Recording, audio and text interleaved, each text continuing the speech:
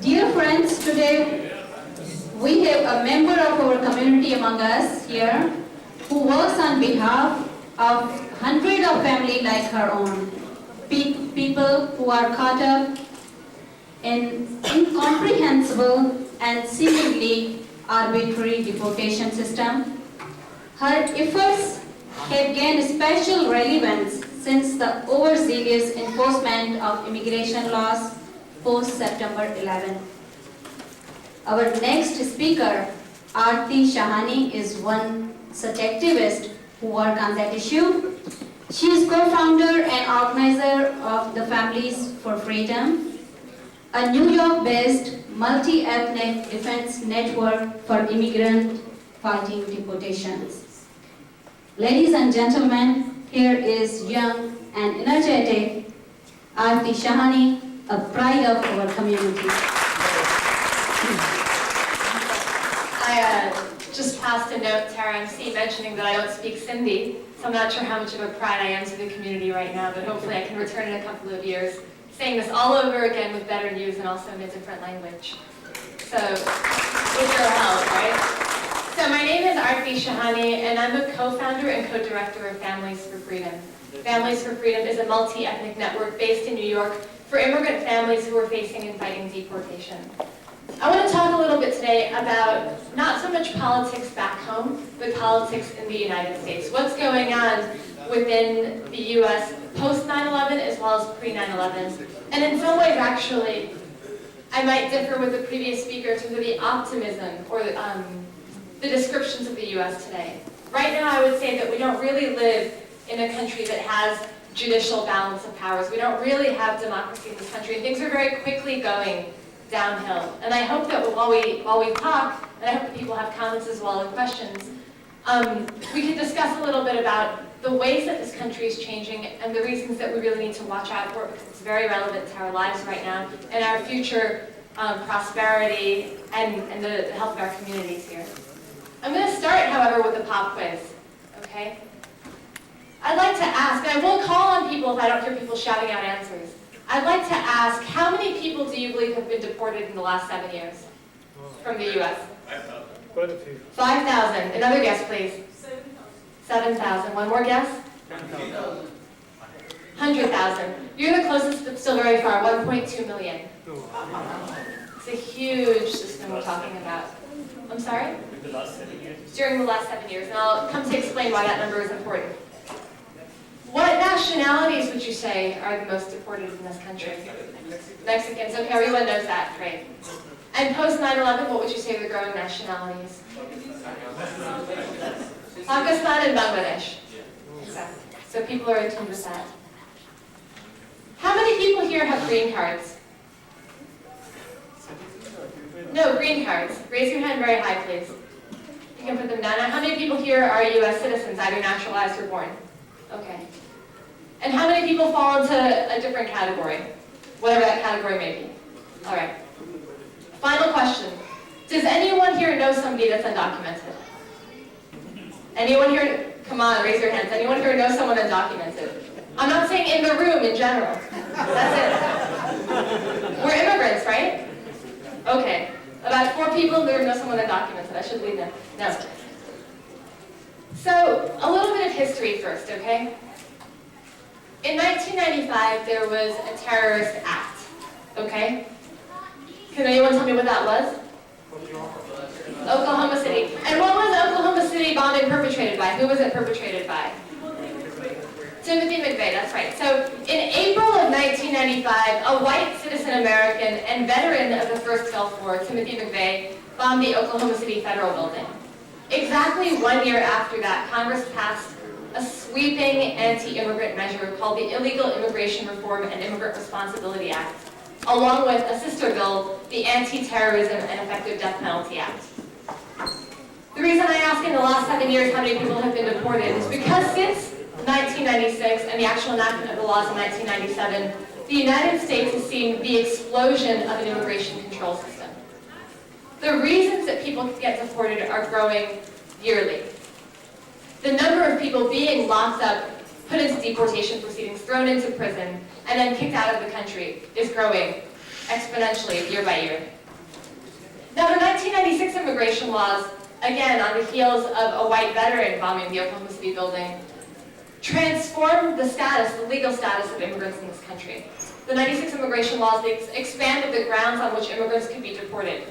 So that, for example, if you're living here for 20, 30, 40 years, but you're not yet a citizen, let's say you have a green card, and you were arrested one day for something connected to your family business, or a tax issue, or let's say driving illegally, or under the influence, or while intoxicated.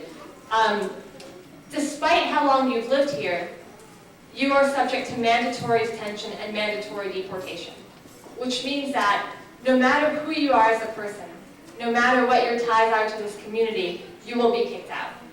Apart from that, the ability for people to gain asylum here plummeted following the 1996 immigration laws.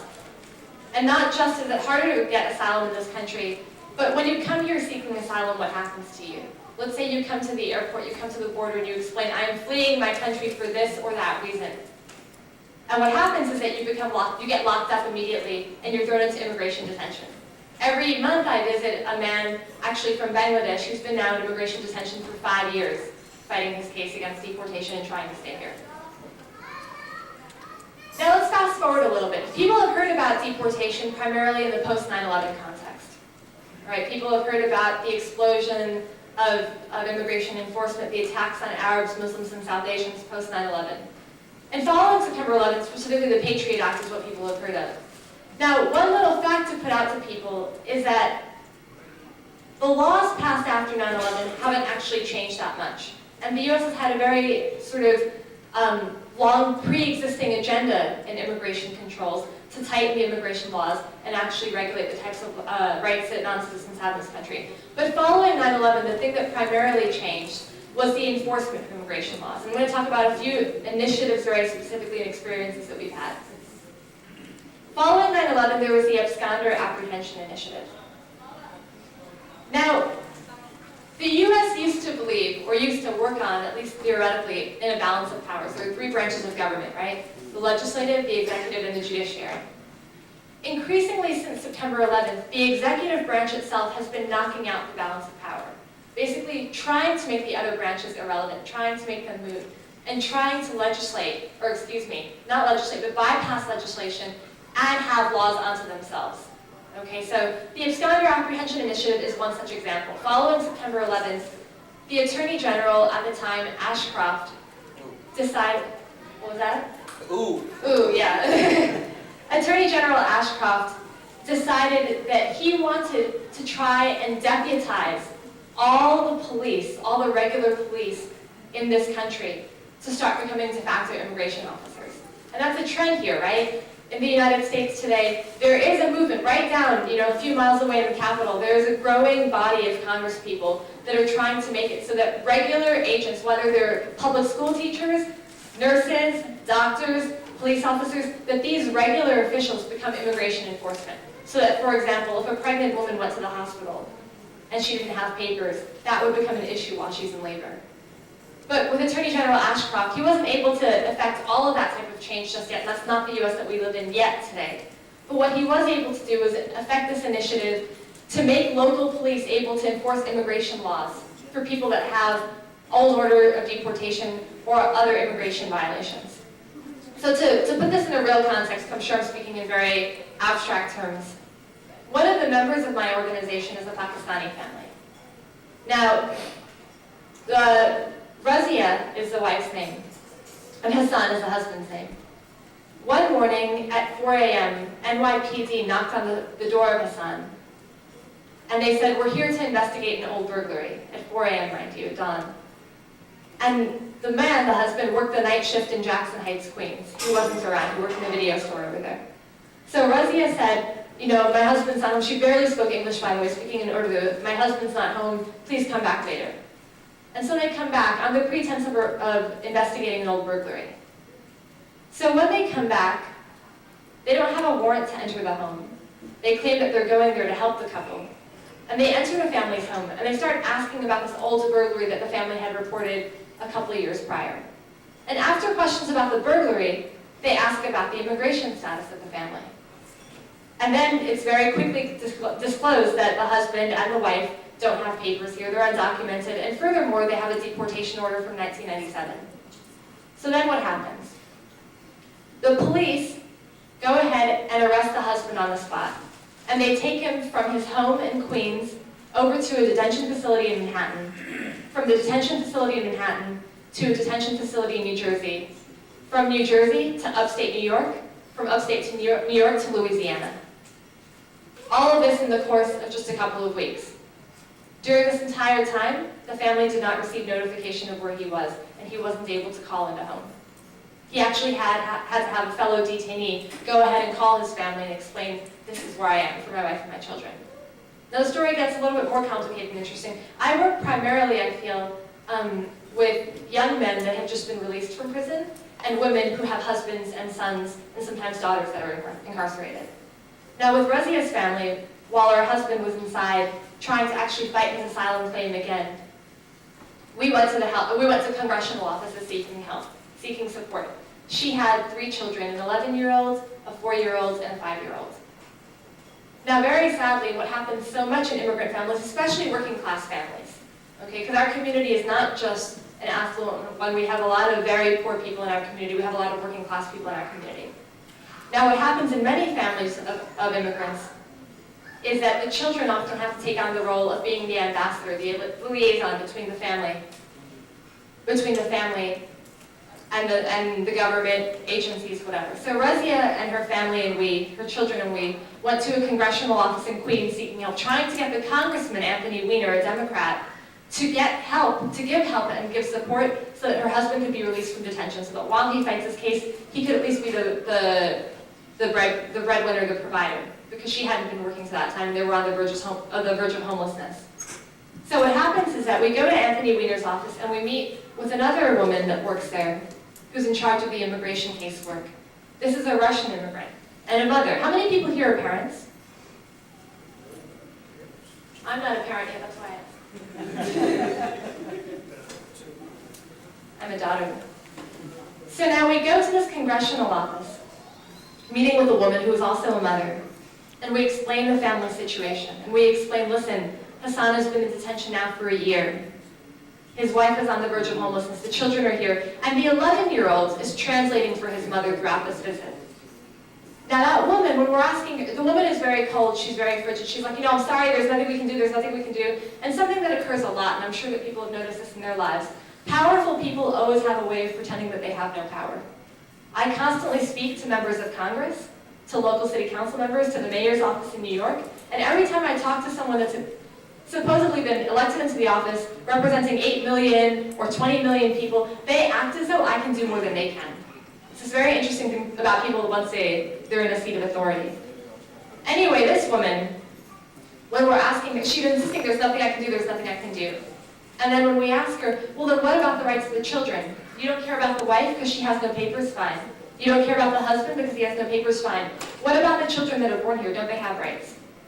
And that woman looked at Razia, a Pakistani mother, in the face, and she said, of course they have rights. The U.S. takes care of citizens. The U.S. takes care of its own. They can always go into foster care. Now, could you as a parent imagine your child's going into foster care because of immigration problems that you yourself have? And that's the response of the United States, a country that claims to talk about family values. We have a conservative administration right now that talks about family values, that talks about keeping families together, and meanwhile, through immigration policy, is tearing families apart. That's the state in the U.S. right now. Since 1996, we're talking about 1.2 million people deported. We live in a country where 15% of families, fully 15% of families, are mixed status, meaning at least one parent is a non-citizen and at least one child is a citizen. Now, interestingly, our families, our communities, sociologically, we're very integrated in terms of status, in terms of immigration status. Citizens, non-citizens living together, loving each other, working together. But immigration policy is slicing a very deep and growing line, a very deep and growing division between citizens and non-citizens. That's the sort of state of affairs we have right now. I think I have about 5 minutes left, so let me try to talk a little bit about what's going on now and ways to get involved as well. Following September 11th, alongside the absconder apprehension initiative that tore apart Razia's family and the heightened enforcement, we're basically seeing a trend in which immigration is moving from a federal issue to a local issue. Very recently, for example, Congress passed the Real ID Act. I'm not sure how many people here have heard of Real ID? Raise your hand. What's that? The Real ID Act? Okay, so we're, I would say, in a fairly educated room, right? I keep hearing doctors on the monitor and this and that, right? So, while we talk about, our business concerns, history, politics back home, right here in the US, about 1 month ago, Congress passed the most sweeping immigration reform in the modern century. Okay, and that's not an overstatement. The Real ID Act, let me summarize very quickly for you. For one, suspends or prevents driver's licenses for being issued to people unless they can prove their immigration status. Now, what does that mean for us? Most people in this room don't have to worry because you're in good shape. But it strangles our economy, right? Because a lot of our economy depends on people that don't have papers to be able to drive around, to be mobile, to deliver pizza, to deliver babies, to deliver whatever we're talking about. And driver's licenses basically, on the federal level, have been taken away from different people in different states across the board. What else is, and I just think about it as a New Yorker, for example. Anyone here from a major city? Where do you live? Major cities or? Kalamazoo. Kalamazoo, that's not a major city. But so, I think of it, where are you from in the back? Chicago. You're from Chicago. Okay, I went to school in Chicago. Now, could you imagine for anyone that lives in a major city, what would happen to our city if immigrants stopped driving or stopped working for a day? Chaos. Everything would shut down, right? There would be chaos. People wouldn't get their Chinese food delivered, right? People wouldn't get their farm produce brought from upstate in the heart belt inside the cities, right? So now the Real ID Act basically steps in and makes it so that while our business needs and our economic needs continue to be there, while we still want our lawns mowed for maybe $10 for 2 hours worth of work, while we still want food cheap, while we still want produce cheap, the people that we depend on for labor are being criminalized. Now suddenly, the people that are being hired by, employed by the companies that we rely on for our services and for our wealth and for our consumption, these people are going to have their licenses taken away from them and then being put into deportation proceedings whenever picked up and basically being strangled economically. That's one thing that Real ID did. Clearly, one of the most radical changes in this century. One other very radical change affected by this bill was the suspension of habeas corpus. In the US Constitution, there's an emergency brake valve. That emergency brake valve is called habeas. If, for example, I'm ever arrested, or if you're ever arrested, and your arrest is unlawful or wrongful, you should be able to go into court. So the executive branch, for example, is arresting you. The executive branch is taking you into court or into jail. Now, you should be able to file a habeas petition with the judiciary branch to challenge that detention, to say, no, this is wrong, this is unlawful, I'm being wrongfully taken in for X, Y, and Z reasons. Now, Real ID Act. Hello? Real ID Act, for the first time since the Civil War, suspends habeas for immigrants that are placed in deportation proceedings. So imagine the 1.2 million people that have been deported in the last 7 years. Every year we're talking about another, 150, 200, increasingly going up to 300,000 people. Those entire class of people are not protected by a constitution whose words state that they protect persons and not just citizens. Those are the types of changes we're seeing in this country. And I think that, as I talk about this, I feel like maybe this is very abstract. And this is hopefully something that won't touch your lives. But the reason I actually talk about this and the reason that I know about this is because when I was a student at college, I am, by the way, 25 years old. But when I was a student in college, I was attending the University of Chicago and studying anthropology. My own family was touched by deportation. My uncle was deported to India back in 2000, and my father was placed into deportation proceedings in 2001. And from that moment, my life that I thought was very comfortable, my life that I thought was very comfortable, And I thought my family was very comfortable, and I thought we were very secure here. I'm a U.S. citizen, my mom's a U.S. citizen, my dog is a U.S. citizen, and my father is a green card holder. We thought that we were safe here, and that was taken away. And increasingly, I see that happening to different families in our community. And so, because I was told to be precise and kind of short, I don't expect that we can sort of communicate very deeply or very much about what's happening in the U.S., but the salient point I would leave for people is that this country actually is transforming politically. And domestic politics here are very important, especially what is happening to immigrants, specifically non-citizens in this country. Because it's connected, it's a मोहतरम पलीजो साहब, मोअज़्ज़ज़ दोस्तों, सना जी तंजीमी committee, specially नारेजो साहब, आउं 10 मिनटनि में मूंसां थियल ज़्यादती जो जेको आहे सो तदकार करण जी कोशिशि कंदुसि। मुंहिंजे लाइ ही अॼोकी गॾिजाणी इमोशनली जी स्पेशल बेयरिंग आहे। So I would like to put my submissions in a mixed language, and that is the language that most of us are very comfortable with. हर के माण्हू मंझ मणिया पर मूंखे अहिड़ा मुड़ुस वणिया जे पंहिंजो जी जलाए विया पर सारो जग झरकाए विया। मुंहिंजी सियासी ज़िंदगी के 2 ॾींहंनि खां पोइ 28 साल थियण वारा आहिनि, ऐं अॼु खां 26 साल अॻु सखर जेल जी नंढड़ी खोली में जंहिं मुड़ुस माण्हू सां गॾु चंद घड़ियूं गुज़ारण जो वक़्तु मिलियो, अॼु मुंहिंजो दोस्त असां सां गॾु हिते मौजूदु आहे। ऐं I kept thinking all the time त गुज़िरियल 26-27 सालनि खां वठी